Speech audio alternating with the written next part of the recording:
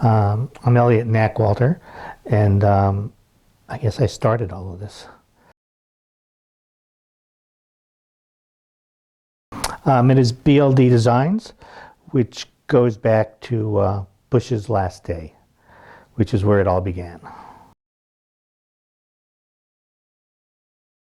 Cynthia and I were sitting around, and we were watching news in Manhattan one evening, and on the news,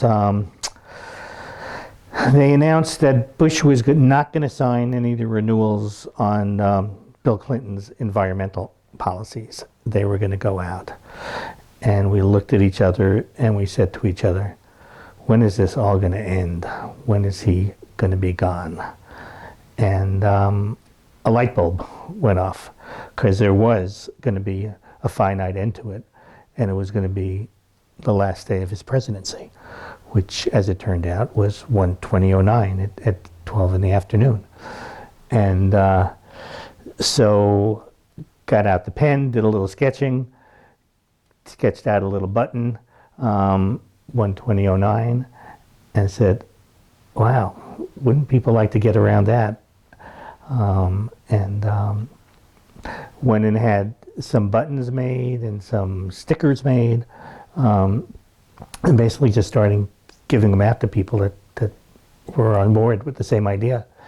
And at one point we looked at each other and said, we really just can't keep giving these out. We're going to, it's going to take funding to give these out.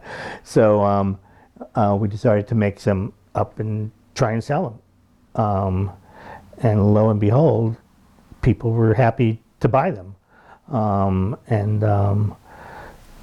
We started with a few hundred buttons, then a few thousand buttons, and then 10,000 buttons. And all of a sudden, we had them in stores. Stores were interested in selling them because they were like-minded as well about what was going on. The sales of Bush's last day merchandise were turned out to be hot sauce and dog biscuits and hats and t-shirts and coffee mugs and beer glasses and just silly amount of products. Was really more than we ever expected it to turn into. At one point, we were in, I think, 1,100 stores across the country, bookstores, gift stores, as well as running our own website where we sold directly to consumers. We had maybe 30 or 40 independent reps around the country selling to gift stores and bookstores as well. I think one of the things that moved the whole thing forward is going to the New York gift show at the Javits Center and really getting into the more commercial side of selling this kind of merchandise, which we weren't sure going into it that stores would want to take a political stance on merchandise and bring it into stores. But everybody was so fed up at that time with Bush that they were happy to have it, and it sold, and that was really what it came down to. It would sell, so it didn't matter. I decided to launch Trump's last day at 2 a.m. on election night, or the following morning, as it turns out to be. I got a phone call from my daughter down in Providence, crying almost like I've never heard her cry, and saying that she couldn't believe this has happened. None of her friends could believe it happened. And was I going to do anything about it? Was I going to do last day again? And of course, my response was, you bet. Yeah, now more than ever. We started before inauguration in a slow way, and then when the women's marches were announced, we decided, I mean, how could you not be a part of that? I mean, it was very exciting. It was unfortunate that it all had to happen, but it was very exciting. So we decided that we would just make up as many buttons as we could and get them to as many close marches as we could, Washington, New York, Boston, Vermont, and just give out the buttons that, we stand in solidarity with the marches and we stand against him. And that was one of our initial buttons that we produced. As always, the biggest sellers are bumper stickers and buttons. And of course, since we just launched the countdown clock, which we did for Bush's Last Day as well, that's moving up there to be one of our top sellers. Because looking at that, you know there's a finite date to this, even though everybody along the way is saying that's not soon enough, that date. It could be a finite date. It could also be, if people don't get their stuff together, the start of another term for Donald Trump. So, which makes that date even more important to think about what are you going to do so that doesn't happen. Well, when we started this 2021, we said, it's our logo, it's our brand, and that's what we're going to put out there, and that'll be good enough. But it's interesting because we didn't have Facebook last time around 10 years ago for our product line. And this time you get instant feedback on whatever you're up to.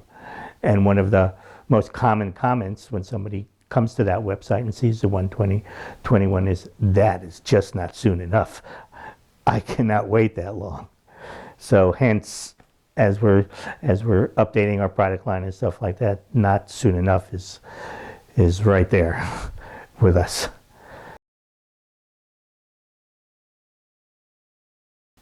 No, it doesn't put me into a panic because I'd be very happy to see him go. It puts me into the reality that I might have a lot of product to give away, and I guess that would be okay. Because the truth of it is, I'd rather he be gone than keep selling this stuff to 12021.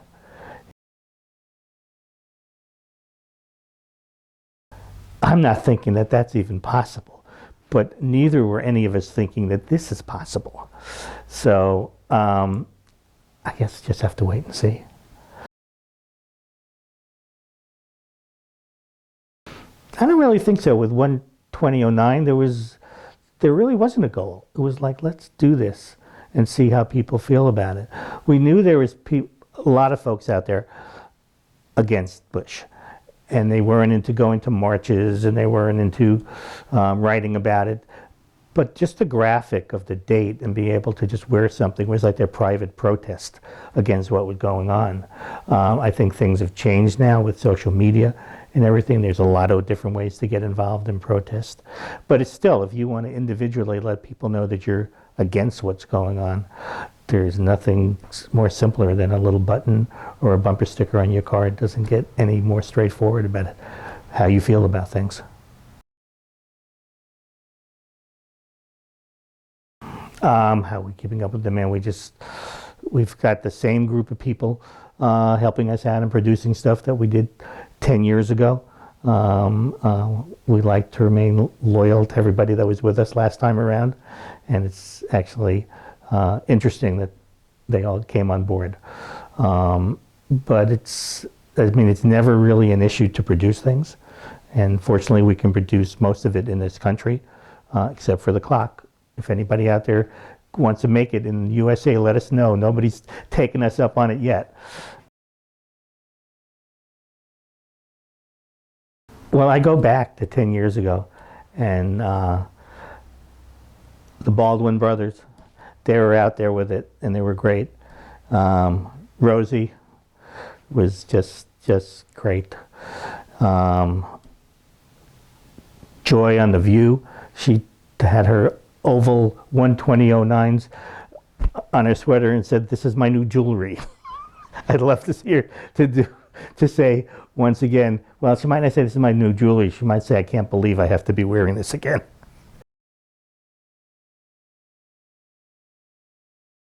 Yeah, I'd love to see Barack Obama wearing one. I'd like to see him out there saying just what's going on here. Yeah, that it really has to stop.